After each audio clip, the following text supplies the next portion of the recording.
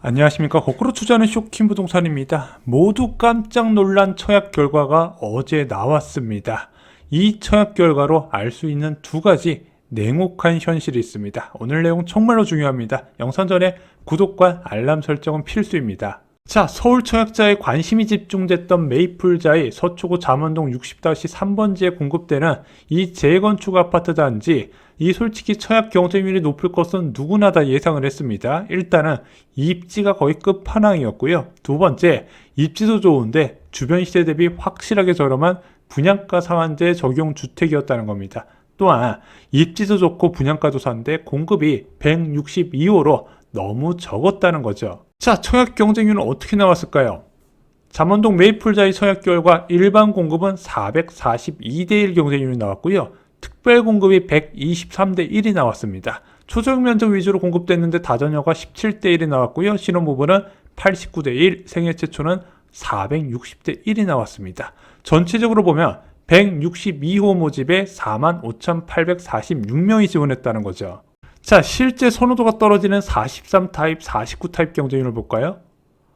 전부 다 세 자릿수가 나왔습니다. 43A 타입은 165대1, 그리고 43B 타입은 152대1이 나왔습니다. 이것으로 두 가지를 알 수 있게 됩니다. 자, 첫 번째, 기존 주택보다 가격이 낮다면 대기 수요가 많다. 그래서 지금 이 청약 전에도요, 괜찮은 입지는 주변 시세와 같아도 쉽게 완판이 됐다는 겁니다. 그런데 시세보다 간혹 더 저렴하게 나오는 분양가 상한제 주택이 있거든요.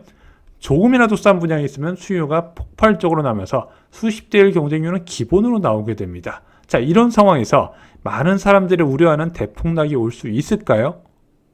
쉽지 않다는 거죠. 아니, 얼마 전에 대폭락 왔잖아? 왔죠. 2023년 1월에 이 대폭락이 오기 위해서 어떤 결과가 있었다? 예금금리가 0.8에서 5.1%로 1년 7개월 만에 급등하게 됩니다. 그렇게 집을 살 때요, 대출을 포함하고 목돈을 갖고 사기 때문에 목돈의 가치가 급등하면서 집을 살 수 없는 환경이 됐던 거예요. 근데 이런 것은 10년에 한 번 오는 이슈라고 말씀드렸죠. 물론 이런 환경은 다시 올 수 있습니다.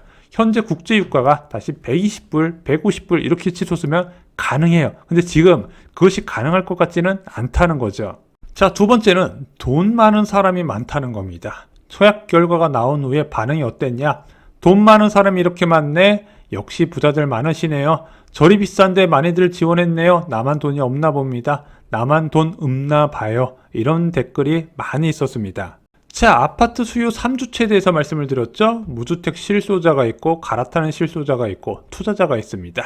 자, 아파트 수요를 예상할 때 이 세 가지를 동시에 봐야 되는데, 갈아타는 실소자와 투자자는 다음 영상에서 말씀을 드릴게요.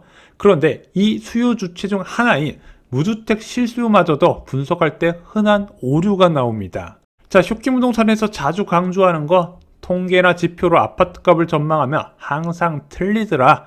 대표적인 것이 바로 소득 관련 지표입니다. 자, 현재 4인 가구 중위 소득 가구 얼마나 될까요? 540만 원 정도가 나옵니다. 근데 아까 메이플자이의 49A 타입 같은 경우는요, 15억 3천만 원의 분양가가 나왔어요. 야, 이 소득으로 메이플자이의 청약을 하려면 한 푼도 쓰지 않고 23년을 모아야 된다는 얘기입니다. 그런데 청약 경쟁률은 세 자릿수를 기록했어요. 아무리 생각해도 말이 안 되는 것 같은데, 아까 23년을 한 푼도 안 쓰고 모아야 된다 그랬잖아. 근데 그게 현실적으로 가능하냐? 정말 아끼면 절반 정도 쓴다고 생각해도 46년이에요. 불가능하단 말입니다. 그런데 46년을 모아야 되는 아파트 가격에 그렇게 사람들이 청약을 많이 했어? 사람들이 그렇게 돈이 많다고? 이것은요, 평균 소득을 부동산 가격, 적정 가격과 연관시키면 안 되는 대표적인 이유입니다. 왜? 이 평균 소득은요, 세 가지를 반영하지 못하기 때문입니다. 자, 첫 번째는 대기업과 그 외 기업의 임금 격차입니다. 2024년 1월 22일 기사를 볼게요. 대기업 직원이 300만 명을 돌파했다고 합니다. 사상 최대라고 하네요. 전체 취업자의 10.9%를 차지합니다. 문제는 대기업 직원과 그렇지 않을 경우에 임금 격차를 볼 필요가 있다는 거죠. 2013년 6월 11일 기사를 봤더니요. 중소기업과 대기업의 연봉 차이가 최대 2.5배가 난다고 합니다. 나이가 많을수록 커진다고 그래요. 그래서 30대 초반에는 격차가 1.8배였다가 점점 벌어져서 50대 때 2.5배까지 늘어난다는 거죠. 두 번째는요, 맞벌이 가구입니다. 요즘 맞벌이가 되게 보편화가 됐죠. 전체 맞벌이 가구의 비중이 46.3%입니다. 매년 조사할 때마다 역대 최고치를 갈아치고 있어요. 자, 맞벌이 가구는 둘이 벌기 때문에 소득이 당연히 많겠죠. 월 평균 소득이 761만 원을 번다고 합니다. 아까 4인 가구 중위 소득이 540만 원이라고 말씀드렸죠. 이 540만 원에서 일반적으로 400만 원 정도 지출하면 140만 원 정도 저축이 생깁니다. 하지만 맞벌이 가구는요, 761만 원에서 동일한 지출을 400만 원 하면은요, 361만 원 저축이 가능합니다. 저축액에서 2배 이상 차이가 나요. 그래서 이런 저축액 차이가 부동산 시장 접근을 다르게 만들게 됩니다. 또한 고소득 맞벌이를 하면 어떨까요? 고소득 맞벌이면은 이 맞벌이 가구의 평균 소득보다 훨씬 높을 겁니다. 세 번째는요, 부모님의 지원입니다. 부모님들은 자녀들 집 걱정을 늘 해요. 특히 유주택 부모님들 중에서 자녀들이 전세나 월세 사면 큰일 나는 줄 아는 부모님들 많이 계시단 말입니다. 그분들이 자녀한테 집을 마련하고 적극적으로 권해요. 근데 요즘은 부모님들뿐만 아니라 형이나 누나도 동생 결혼하면 청약 공부를 그렇게 열심히 합니다. 거의 청약 박사가 돼 있더라고요. 왜 그러냐 물어봤더니 동생이 이번에 결혼해서 내 집 마련 도와주려고 청약을 공부하고 있다고 합니다. 그만큼 가족들 내 집 마련에 관심이 많은 시대가 됐어요. 자, 그러면은 자녀가 집을 마련하는 과정에서 부모님이나 가족의 지원이 많이 들어가는 게 굉장히 보편화되어 있다는 건 굉장히 흔해요. 저도 이야기 들어보면. 물론 10억짜리 집 살 때 집을 다 사준다는 게 아니에요. 그냥 자녀가 최대한 집을 마련하려고 할 때 조금씩 보조를 해준다는 겁니다. 근데 이런 내용은 통계에 절대 안 나와요. 에이, 이런 케이스가 얼마나 될까? 야, 고소득자에다가 고소득인데 맞벌이 가구야. 맞벌이 가구에다 부모님 지원까지 받아. 예를 하나 들어볼까요? 자, 2022년 11월에 둔촌주공 청약이 시작됐습니다. 그때 전용 84제곱미터 전 타입이 중도금 대출 불가했어요. 국토부가 12억 이하에서 중도금 대출되게 해줄게 규제를 완화했음에도 불구하고 분양가를 12억 5천에서 13억을 때렸네. 그러면서 전용 84 타입 분양가가 높아서 중도금 대출이 일체 금지가 돼버립니다. 그런데 얘가 계약금도 20%를 잡았어요.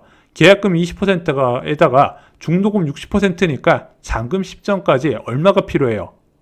10억 원 현금이 필요하게 됩니다. 그리고 공급 규모도 많았어요. 무려 1237세대를 선발했습니다. 자, 그럼 이런 극악의 조건에서 얼마나 접수를 했을까요? 1순위 접수에 6,300명이 지원을 했습니다. 6,300명이 지원했고요. 이제 선착순 분양 없이요. 그 계약에서 완판이 되어버립니다.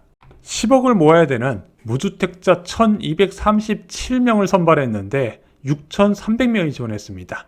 이때 부동산 시장 상황 잘 아시죠? 부동산 시장 당장에는 무너질 것 같은 공포가 가득했던 상황이었습니다. 지금 이거 청약 접수 받으면 경쟁률 얼마나 나올까요? 수십 대의 기본으로 나오겠죠. 고소득 가구가요, 여러분들이 생각하는 것보다 훨씬 많습니다.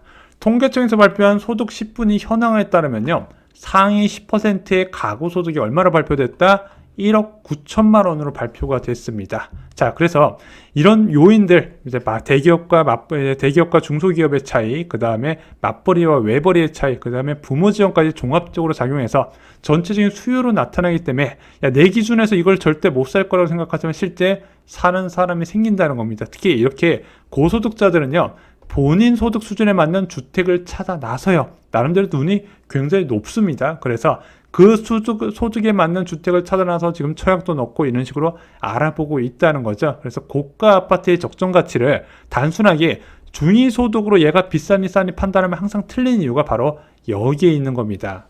근데 이건 가능해? 야, 헬로시티 지금 9평이 20억이야. 야, 20억이 얼마나 큰 돈이냐?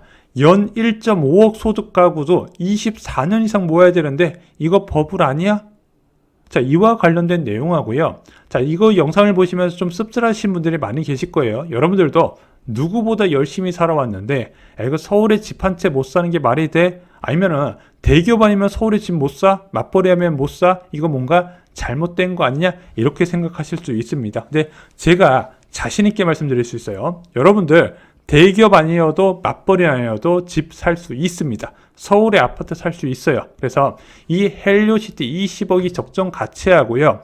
여러분들이 소득이 많지 않더라도 서울에 내 집 사는 방법, 지금 서울에 내 집 있는 사람들, 중소기업 다니는 사람들도 많이 있단 말입니다. 그런 사람들도 다 갖고 있어요. 그와 관련된 영상 저희가 다음에 자세히 설명드리겠습니다. 오늘 영상이 도움이 되셨나요? 오늘 영상이 마음에 드셨다면요, 좋아요와 그리고 주변에 이 영상 보고 생각나는 분이 있으시면 공유해 주시면 그분께 큰 도움이 될 겁니다. 긴 영상 시청해 주셔서 감사합니다. 다음에 더 알찬 정보로 찾아뵙겠습니다.